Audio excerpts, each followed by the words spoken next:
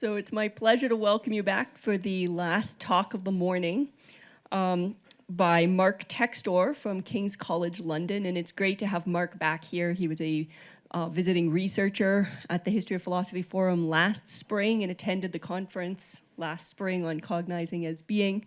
So it's wonderful to have you back.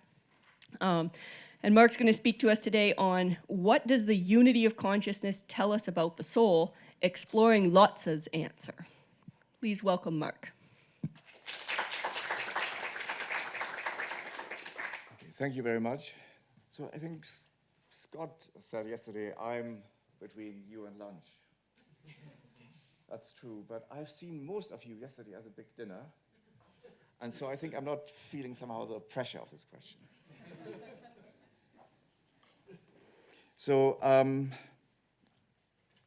as the title says, this talk will be in part mainly about Lotze. And I made a handout. If you look at the handout, you would see the reason for this handout.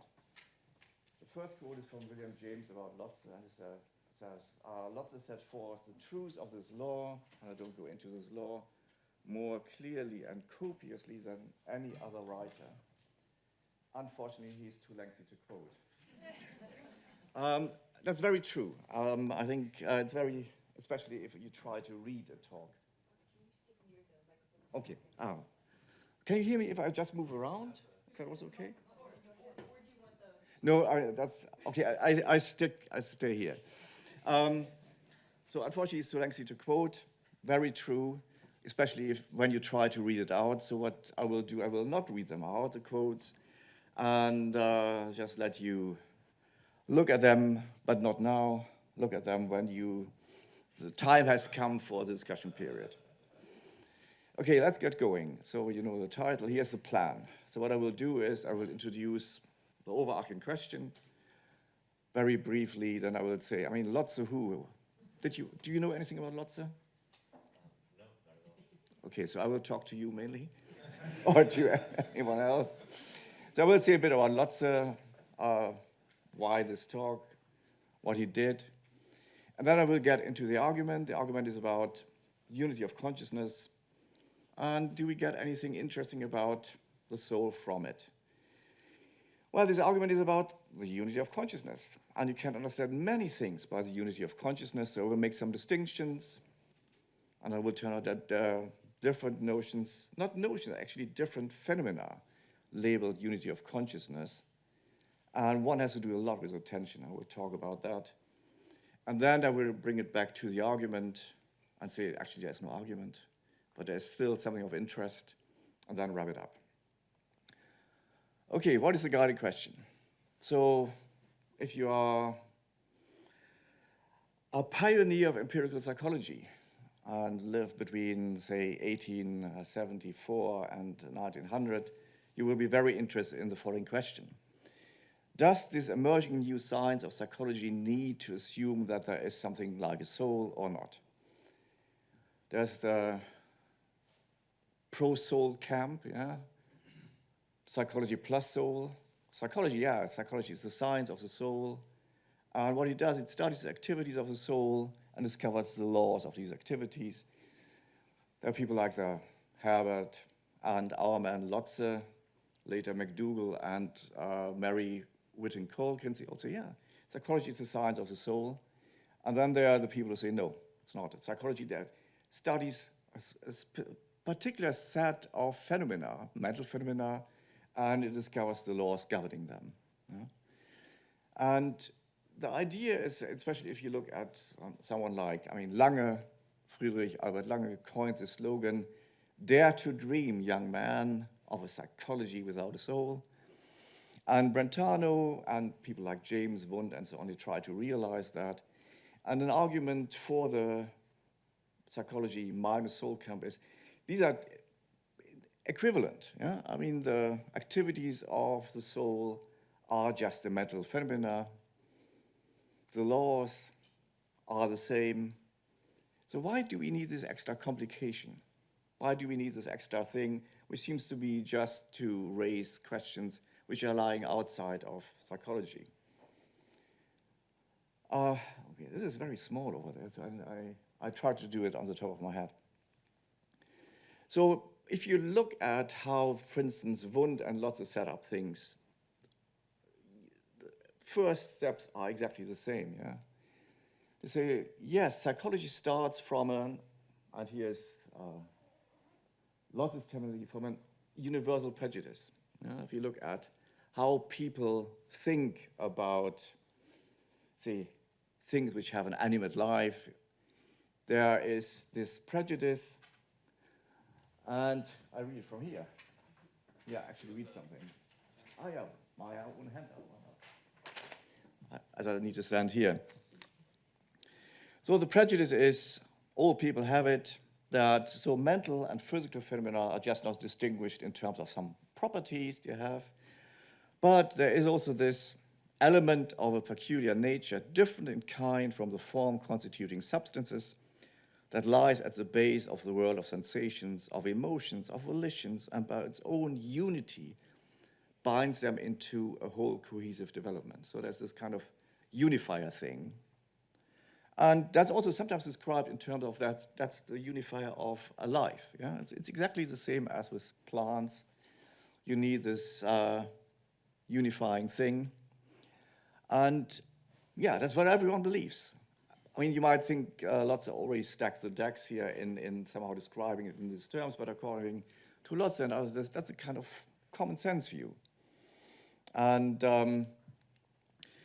Lotze and the psychology without soul people also agree there's something like an empirical self, something like a biography. Yeah, if you have these mental phenomena, you might bundle them in interesting ways which line up with human beings in close ways. But what they part company over is the idea that, so as I said, Lotze and Wundt, go, you think there's the same person writing. Then at some point, Wundt says, but this is all a myth. This is an unscientific prejudice which we need to overcome. Or Lotze says, no, this is not an unscientific prejudice. It's a prejudice, but it's a prejudice which we can justify. It's a prejudice we can give reasons for, and then it will turn out that the thing we believe in, maybe just this principle, this soul thing, is what will unify psychology. Okay, so I've already talked a bit about Lotze. So who is Lotze? Dates 1817 to 1881. Lived most of the time here, a couple of people from Göttingen. You were from Göttingen. Was a great son. Are there more people from Göttingen here? Oh, yeah, you from Göttingen. Oh, we already talked about Lotze's grave yesterday. Yeah. So Lotze's grave completely run down in Göttingen, so that's a sign of neglect there. But he was in Göttingen. He has a number of important students. Georg Elias Müller was very important for empirical psychology. Karl Stumpf, Josiah Royce, Harvard, American idealism. James Ward was the first professor for logic and metaphysics in Cambridge and was the supervisor of Moore, Russell, and Stout. Willem Windelband, and you could also go on. I mean, like Boney, the founder of American personalism, was a student of Lotze. So direct students, quite important ones among them. In psychology, he's not just a philosopher. He's mainly, I would say, even a medical physiologist. But he has made contributions to psychology, and what his main contribution there is this kind of local science theory, which some of you may have heard, which defends and develops a form of empiricism about spatial representation. Yeah? So spatial content is acquired, it's not intrinsic. Main works, medizinische psychology, unfortunately not translated, is I think the thing which one can really read. Then there's Microcosmos, which has something like 2,500 pages. It's not my cup of tea. Metaphysics are better, but still hard. So this is all very dry. So here's something which is maybe better. This is Hegel's mantle, and you get it if you're really good at philosophy. So when you look back, or when people who write histories of German philosophy look back at the period between 1860 and 1900, they all say the same thing. Okay, so Hegel died, then there was darkness. Or they say, that's really a quote from one, when after Hegel's death, thinking came to a standstill and moved back. And then we have people like Trendelenburg who try to get something from Aristotle and so on. And then there was hope again, because Lotze picked up the standard and gave us hope. And here's a description of Lotze's more broad appeal. And I maybe read that from my handout. So this is by Krauser, who has made his career of outlining Lotze's influence on James. It says, Lotze was one of the few in Germany of that day, post-Hegel, trained both in the German idealistic movement and in the methodology of the new natural sciences, who sought to effect a fusion of these sharply divergent currents. It so happened that his work came to the attention of the English-speaking philosophical world just as Hegelianism was at full tide there. He was promptly and enthusiastically received as the one to whom the mantle of Hegel had fallen, yeah, so he got that, and was the more welcome to many because he freed idealism of many of the abstractions and rigid dogmas which Hegel fixed upon it.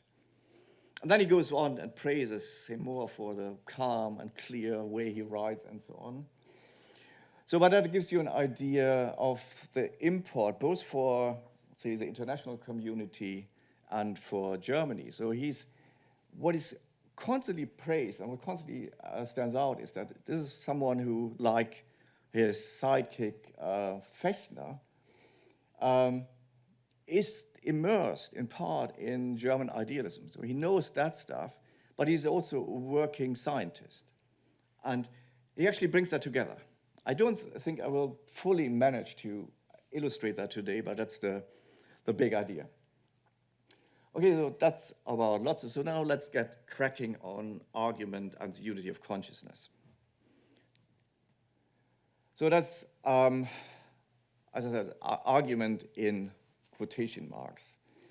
I mean, you will already get, most of you will know the stuff, what is sometimes called, what we have yesterday, the Achilles of rationalist arguments. You find it earlier in Plato in the Theaetetus, that the idea you can somehow, there's some kind of peculiar unity, and from that peculiar unity we go to one other thing, and this other thing is very special, and this other thing is maybe a soul. And that's revived in Lotze, but I think it's, as we will hopefully will see, this is like, do you know this TV program Pimp My Ride? So there, people bring you a very small, shabby car, and then they build in a big engine, big tires, and then it becomes a racing car. So the form of perfection is changed. I think that's happening here. So he takes up this form of the argument. He says, we must single out as the most decisive fact of experience. So what is unity of consciousness is a fact of experience that compels us in the explanation of mental life to put in the place of matter and immaterial being as a subject of that phenomena. So that immaterial being is the soul. The unity of consciousness, without which the totality of our internal states could not become the object of our self-observation. So, unity of consciousness shall deliver, there is a soul in the sense of there's an immaterial being, something which by its own unity unifies, and we will see how this is supposed to work. Now I think, I mean, on the one hand, unity of consciousness is quite good. Yeah, so many people will think there is something like that. Few will dispute it. Also, there's maybe a minority of one who says there's nothing like that. But unfortunately, what unity of consciousness is pretty unclear. Different people mean different things by that. And on one notion of unity of consciousness, it turns out that this is utterly inhospitable to anything like the soul. And you find that at the same time as Lotze is writing. And I call that the total unity of consciousness. I mean, I talk all the time as if there were different notions of unity of consciousness. It's rather there are different phenomena which people call with the same term, namely unity of consciousness. And the one which is utterly inhospitable to something like this additional principle, the soul, is what I've called total unity of consciousness.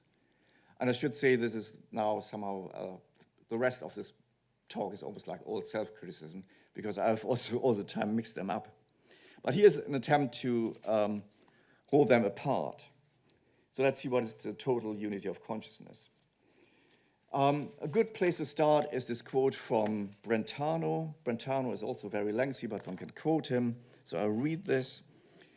The unity of consciousness, as it can be recognized with evidence from what we perceive in inner perception, consists in the fact that all mental phenomena which occur within us simultaneously all belong to one unitary reality already if they are inwardly perceived as existing together. So unity of consciousness is cheap. Yeah, so you have something like inwardly perceiving is for Brentano just being aware of. And this being aware of is multiple, is a multi-grade relation between really nothing. I mean, it's a mental act which takes in many objects at the same time. And these many objects then appear as one. Yeah, so think of multi-grade properties or multi-grade relations. But there is not anything like a unifying principle, anything over and above the many which are conscious in this act and this mental act involved. And Brentano is also keen on self-presentation, so that thing presents these, four experiences, and it represents itself. So you only have mental acts, yeah? So you only have a whole of mental events, and there's nothing like a special unifying thing involved, just mental events all down the road. When he talks about a unitary reality, ein einheitliches Wirkliches, he means there's one mental representation at any time, which also represents many things and itself. So there's nothing else than mental representations, mental acts. Yeah? No special peculiar being. That idea about the unity of consciousness, you find that in Derek Parfit, and he uses it to dispel the myth that there is a special subject. And you find it here especially nicely formulated in Barry Dainton's book. A compound conscious state consists of nothing more than experiences, and the unity of these experiences is the product of relationships of co-consciousness among its constituent parts. Experience unifies itself without recourse to any entity or agency external to experience. This is like the North Pole for the life of the soul. Yeah, there's nothing like, you don't need anything like that. Experience self unifies.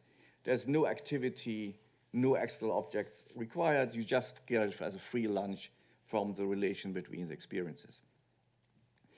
This is somehow an old hat. Here is Herbert talking about this notion, this phenomenon, and criticizing Kant and a couple of other guys as not taking it sufficiently on board. So I need to go to this. I won't read it completely. It says, look, Kant makes a big deal out of the unity of consciousness. And he says, that's worth quoting, unfortunately, Kant connected this with a great error, in that he wanted to infer the connection of presentations without proof from an action of synthesis and the consciousness of the synthesis. Herein lies the first of many confusions of the most recent philosophy, insofar Reinhold as well as Fichte carried on with this error and thereby believed they could reach the top from which all philosophy could be overviewed and determined. So the big error is, there is a unity of consciousness, sure, but you don't need a soul as a kind of unifying principle, and you don't need any activity. Experience, conscious life does it for itself because there are relations of co-consciousness. And have work something like that out in a kind of, I wouldn't say crude fashion, in a very causal mechanistic fashion. So if that was all about the unity of consciousness, we could stop now. And we could go home and actually have lunch.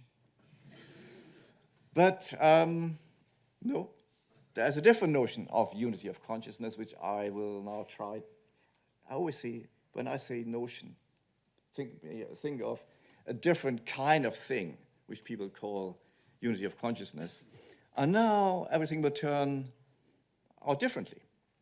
So here's what Lotze calls unity of consciousness. And you see, I hope we get the difference. Yeah? So if you have this kind of total notion of unity of consciousness, it's just relations between the experiences of co-consciousness and basically everything which is in one human's mind at one time, which is not a mental state, stands in these co-consciousness relations, and it just totally, it unifies them all. So when Lotze writes, actually in the whole work you find only, I think, one sentence where he deems it necessary to say a bit more about what he means by unity of consciousness. That looks completely different. Yeah, he's here engages with arguments that there is no unity of consciousness, and he says, well, this unity of consciousness does not consist in the fact that all inner states are held in the same strictness and tightness of combination, but in the fact that it's possible at all for consciousness, but in the fact that it is possible at all for consciousness to unify only a few impressions. So this is much more restricted. Yeah? It's not like all co-conscious ones form one whole, one unity, but it's some, maybe just two, maybe even none. Yeah? No, maybe even none, but it's maybe a few.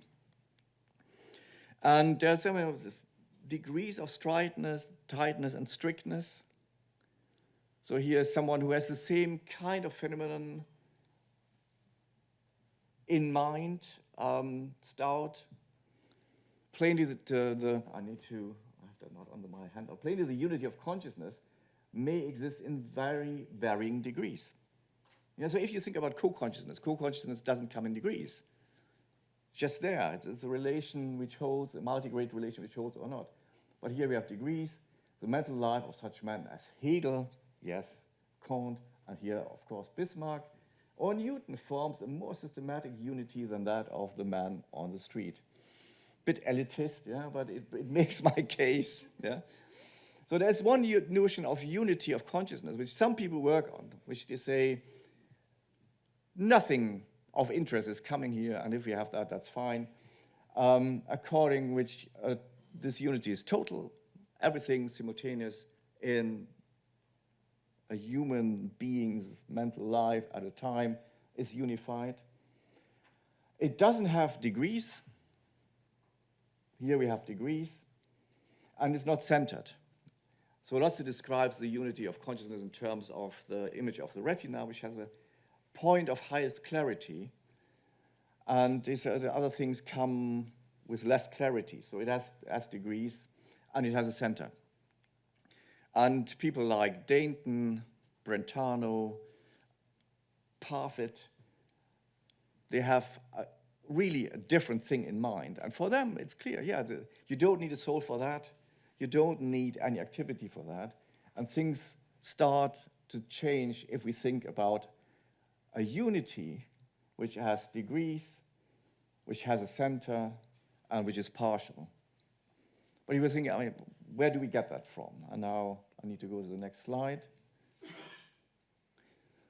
So if you think you need something in addition to this co-consciousness, which I have aptly termed P-unified, so there must be something else on top of the relations of co-consciousness which delivers this kind of smaller packages. And what is it? And Lotze has an answer to this. Here, actually, you can quote him, one of the few handy quotes he has. You need an activity. Yeah? Before the activity dropped completely out of the total consciousness, here's the activity. It is the act of relating and comparing, the seed of all judging. that we have what answers in the wholly different mental sphere to the composition of results in the material world. Here at the same time lies the true meaning of the unity of consciousness. What is meant by that? So, composition of results in the material world. So the material world and the mental world are distinct in that they have different principles of composition. There are principles which tell you when some things make one thing, when some things are part of a whole. In the material world, we have Resultantenbildung, or let's go back to Newton mechanics, lots of things, and I think that's still quite widely held, that the fundamental form in which things compose, material things compose, at the fundamental level, unities is vector addition. Yeah, so we want to know how things move, how they combine. Well, they have powers. The powers are described in their actualization as vectors. And we can manipulate vectors by the famous parallelogram of forces. And we know how to, what it means for forces which act on one thing to sum up to a new force. You know, Newton told us how that works. We just need to add the vectors, and we get a new vector, and we understand that form of composition. We have axioms for that, and so on. That's not the form of composition which is important for our mental life. I can talk more about this in Q&A. The form of composition for our mental life is relating and comparing. It's a real activity which is ongoing. It's not saying yet there's an agent of that activity, but there's an activity. And you can really see what he means when you go to the thing and I tell you, are these two of the same shade of yellow or not? And what you will do is you will relate and compare them. Yeah, you will, as he describes it wonderfully. Another thing, I was wrong. You can quote Lotze and you can somehow make sense of it. Yeah, let's try to find out whether they are of the same color. And here's how you do it. This comparison is itself possible only if one and the same activity at once holds together this and this. Yeah, you have that still in consciousness, but you move your attention to this and holds them apart, but yet in passing from A to B and from B to A is conscious of the change caused in its state by these transitions. And it is in this way that the new third idea, yeah, same, different, arises of a definite degree of likeness and unlikeness. It's very vivid, yeah, you really actually, we know what comparing is, we do it all the time. Comparing is maybe a bit narrow, yeah, you just in your mind, you hold things apart, and at the same time, they're in the same consciousness. So this is this activity, and that's supposed to do the job which the vector addition does in the material world. And you would say, why? What's going on? Tell me more.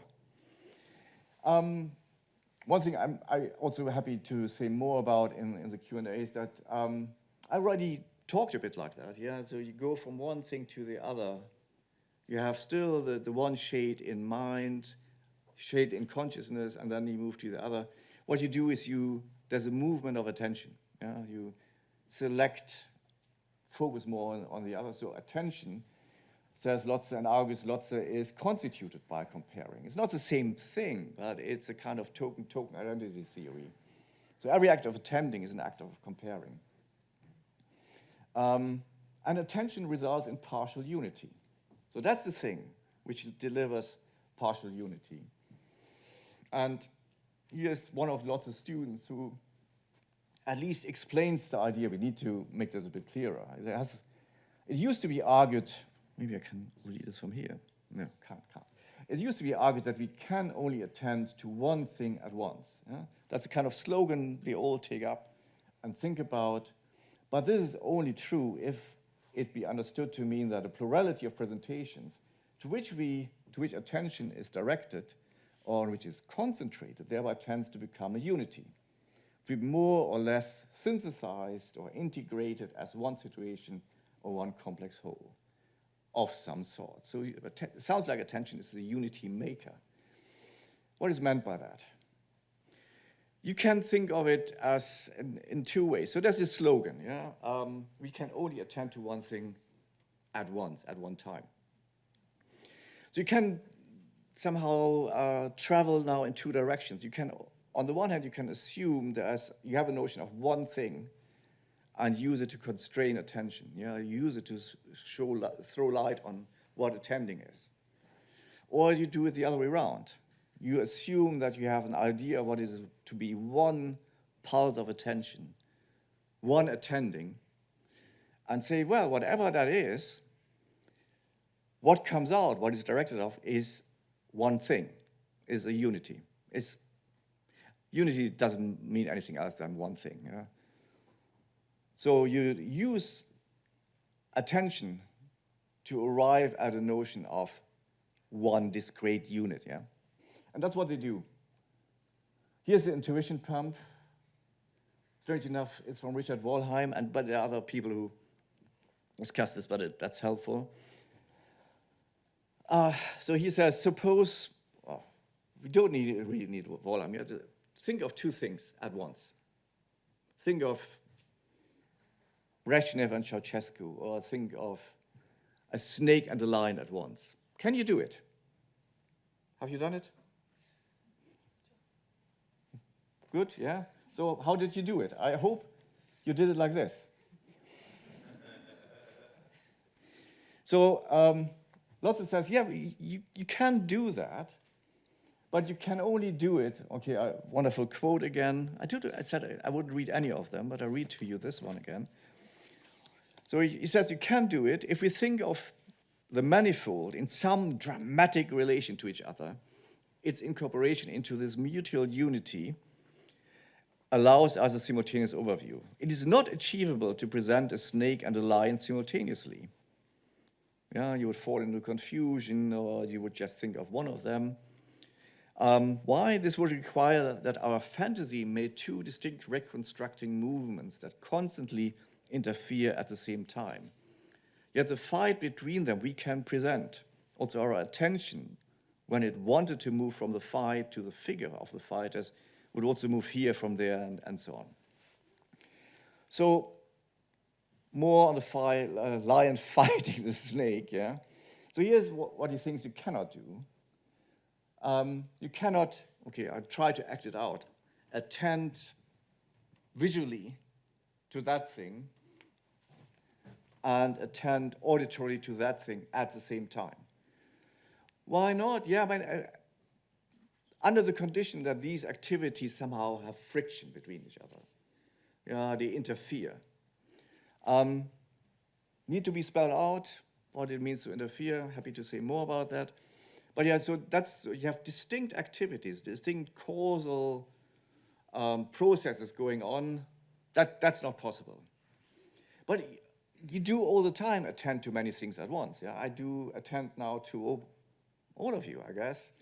Or one good example is when you tune a violin, you sometimes need to have two things at once in mind and compare them auditorially. So we do it all at once. How do you do it? Well, there's one attending which takes in a complex object. 10 minutes. Okay, I speed up. So one attending which takes in one complex object. And we have now a couple of notions of unity. Yeah? You have attending. Yeah? It's not attending to some things. It's not composed out of attending to each of them. It's one thing which has no sub-activities as parts. So there's one unity, which is described by these guys as an indivisible unity. There's a second result, which is that attending has as its object relational facts. And these relational facts, they cannot be factorized into individual bits about the relator. How does that now? So now we know why attending is supposed to be a unifying activity and what is the source of these partial unities. And it's hard to deny that there's something like this, I think. With that in mind, we can go back to the unity argument. Yeah, and as you see in the unity argument, comparing the thing we have been discussing all the time now, figures importantly. I put argument in scare quotes because it's very hard to see why this deserves to be the title of an argument. Yeah? Any comparison of two ideas which ends by our finding their contents like or unlike presupposes an absolutely indivisible unity of that which compares them. It must be one and the same thing which first forms the idea of A, then that of B, and which at the same time is conscious of the nature and extent of the difference between them. Yeah? That's when you compare these shades of color. I hope you got this idea. It must be, you cannot decompose the attending, and the attending cannot be done by a team. Yeah, it must be one and the same thing. So this is just a reminder of what you anyway know about comparing. And then he goes on to say that, yeah, so that successively build up your inner life. Our whole inner world of thought is built up in this way, yeah, by attending, bringing things together. And he closed by saying, this then is what is meant by the unity of consciousness. And it is that what we regard as sufficient justification for assuming an indivisible soul. Anyone? Where's the argument? Yeah, it's not really like that clear what the argument is. So maybe this is the argument. Yeah, so we find in us a partial unity of consciousness. Yeah, something which has a center, which is incomplete, which has degrees.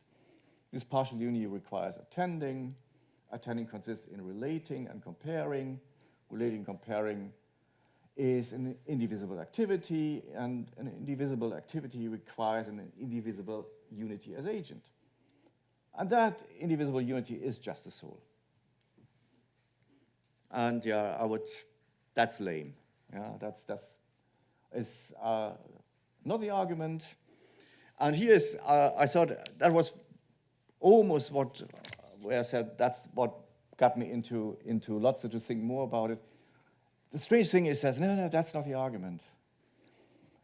And he says these weird things. Yeah, the fact of the unity of consciousness is eu ipso at once the fact of the existence of the substance. Yeah, so it's the same thing. We don't need to conclude by a process of reasoning. You think, well, okay, was there not a reasoning? Was there not an inference? No, it says no, it was not an inference. We do not need to conclude by a process of reasoning from the former to the latter as the condition of its existence, a fallacious process of reasoning which seeks in an extraneous and superior substance supposed to be known beforehand, the source from which the soul and each particular thing would acquire the capacity of figuring as the unity and the center of manifold actions and affections. So if you go back, so what does he say? So I think he says, if you go to 6, there's an indivisible unity, aka a soul. All these premises are true, but 6 is not true. It doesn't say it's false, but it's neither true nor false. Why is that? Because unity is empty. I think I have that on the handout, so I don't need to look too much. So if you go around and say, how many unities are in this room, that question has no answer, or has an arbitrary answer. Because how do you count something as one thing or as many? That depends on further specifications. Yeah? You could say here, around here, there's one human being. Lots of organs arranged human being-wise. I don't know how many organs I have, but many. It's not just one. Or maybe one. I mean, depends on how you individuate organs. Yeah, so it's a bit up in the air. So here's what he, I read through the quote. Unity is a very ambiguous and therefore empty word as long as it is not specified. Which kind of difference it is supposed to deny in a particular case, and in which behavior it is denied is manifested. Hence, it is unhelpful to begin with such an empty presupposition of the unity of the soul, and then to act as if one could infer from it maybe the soul from it, its ability to some behavior, for instance, to combine its manifold of presentations in the same consciousness as an understandable consequence. Rather, one will need to say the reverse, precisely because the soul can unify and relate many to each other and make judgments about them. It not merely shows and proves itself to be a unity, but it is a unity. And there is no truer unity to which it could appeal in its activity as a justificatory ground. So let me illustrate that a bit. I need to look again up there. So here's the bad argument. It says there is one whole of conscious states, therefore there is one substance that has these states as its accidents, that's the unifier. That's a bad argument because we don't know what it means to be one substance. Yeah. It just, if you say there's, I think there's something which is somehow integrated, and then there is an integrator to it, but we don't know what makes that one thing, what makes it a simple. Unity is an empty notion if it's not further specified, and we have no idea what it is to be one substance. And that's basically Lotze's response, I think. Being one is not primitive. He has this kind of slogan, which is, I don't know why I say this kind of slogan. He has a slogan which is taken up later by William James. Something must sich geltend machen als Einheit. I mean, show itself to be a unity. Yeah? So there's nothing like mere unity. It must show itself to be a unity, and it becomes in James. Is Lotze not right to say that to be a substance is to act and prove itself to be a substance? Yeah, that's the same. So it's kind of, I hope it's not verificationism, but it sometimes sounds a bit like verificationism about unity.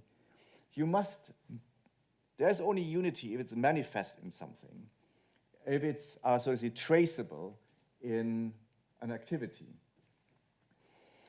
Okay, now we know already what kind of interesting activity there is, namely,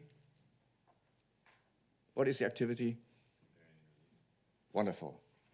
Just wanted to check whether we're all still alive. The activity of relating and comparing. So the idea is not to say, and if you unpack that, if you think about it, it brings with it the idea that it must be one and the same thing, which goes back and forth between the different shades or between the different relata. And now you don't go, and there is behind that, or whatever, deeper, this extraneous substance, about which we don't know what its unity consists in, because that doesn't do anything for us. What we do is we simply say, this activity of relating and comparing is the distinctive activity of this unity. Yeah? There is nothing more to be a unity than to be able to compare and relate. That's what makes something a unity of a particular kind. Yeah? The unities of the mental kind, they have as their, so to say, principle of unity, they can relate and compare. That's it. There's nothing deeper. There's nothing behind that. So we stay at the level of these activities. And then the thing is to say, well, this indivisible thing, which is individuated in terms of the activity of comparing and relating, that deserves the name of soul. Why that? Here's a problem for this. So we have the activity of relating and comparing exercised by me now. I compare these. Do they have the same stuff in? Yeah. And then our exercises here. Do they have the same color? No. Was there the same unity in these different comparings and relatings? You need to say something about which avoids a kind of inflation of souls, that you for every act of comparing have a distinctive soul. And the response to this is to say, well, the soul is not, so to say, the exercise, the thing which is tied to these activities, but it's the capacity to compare and relate. Yeah? So it's not the particular episodes, but it's the activity, so the capacity which is activated in all these different acts, and that capacity is the soul. That's plausible, because think again about the original idea. The original idea was to say, well, there's some kind of organization, organizer, unifier doing the job of putting something together into mental life. Yeah, the soul is the element whose unity organizes perceptions and so on into partial unities. Well, there is an organizing element, namely, it's your capacity of attention. Yeah? Your capacity of attention is activated in relating and comparing. That's what attending is. And it gives you a kind of structure, really literal structure of background, foreground, something to be expected in the future, which ties something together into whatever, mental life, an intelligible whole. And that's how he describes this stuff. Yeah. So if you look at the previous quote, as the thing, our whole inner world of thought is built up, not as a mere simultaneous being or succession of manifold ideas. And then, unfortunately, as in the original English translation, you wouldn't get this, but as permeated everywhere by this unitary relating activity that holds it together and orders these individual members. Yeah, that's an ordering. That's exactly what the capacity, the exercise of the capacity of attention does. So I think the soul is just the capacity of attention. It is different in kind from all these elements of consciousness. Yeah, there are events and processes there. We have capacity, and these elements are manifestation conditions of the capacity. Lotze describes the soul. I mean, he thinks when you read Lotze about the soul, it's really not very mysterious. The soul is like, he thinks, like the chemical content of an acid, which is distinct from other things by certain reactions. Acids somehow, whatever, they burn your skin, they do this, they do that, they react with other things. So for the soul is something which, under certain conditions, is disposed to certain reactions. Oh, what are the reactions? Well, the reactions are something like attending, comparing, and so on. And the result of these reactions is one mental life. The soul is something like a stopgap. Yeah, if we could just have better science, we wouldn't need the soul. What is behind the capacity in general? Behind the capacity is a law. If we were better at science, if we would get there, we could make do without thinking of the soul as some kind of individual capacity. We would have laws. This is a quote from the Outlines of Metaphysics. He says, we look for the essence of the soul in its character. Sounds again mysterious, but the character is just the distinctive and individual law of connection of all its expressions. Expressions are something like manifestations. A law that always remains the same, while the occasions for the expressions variably change. Yeah? So there's one law, and he hopes there's just one law for all of our mental life. And if we had this law, we wouldn't need to talk about the soul, but we don't have that law yet. Where do I'm almost finished, I think. Okay, here's the first moral. Don't throw out the soul with the bathwater. Yeah, so if you go to some of these neo-Buddhist psychology without the soul thinkers, they think there is, among the actual objects, if I would go around the things and would look at them, we don't find anything which plays the role of the soul. There's nothing which answers the question, so what is the unifier?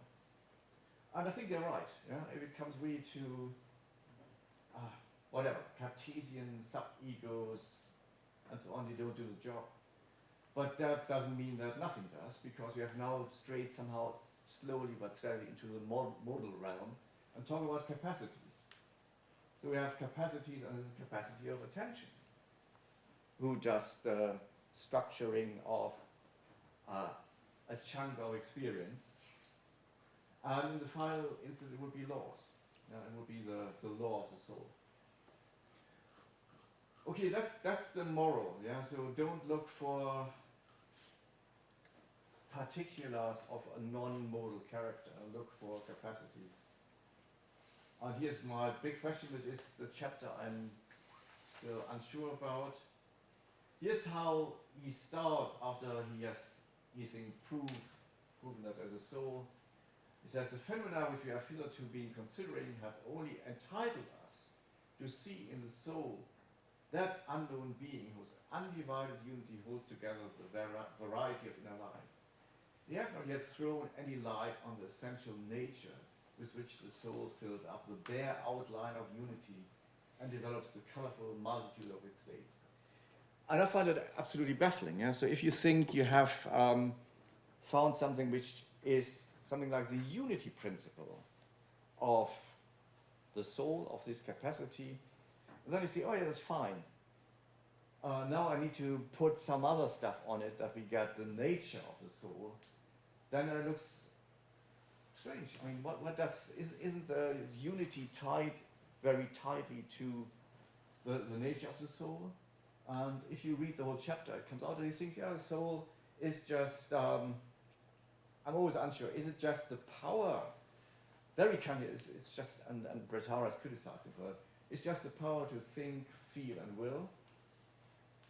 Or is it, and the idea that there has something about the power to compare drops out? Or what do we do now? And just to outline that, I think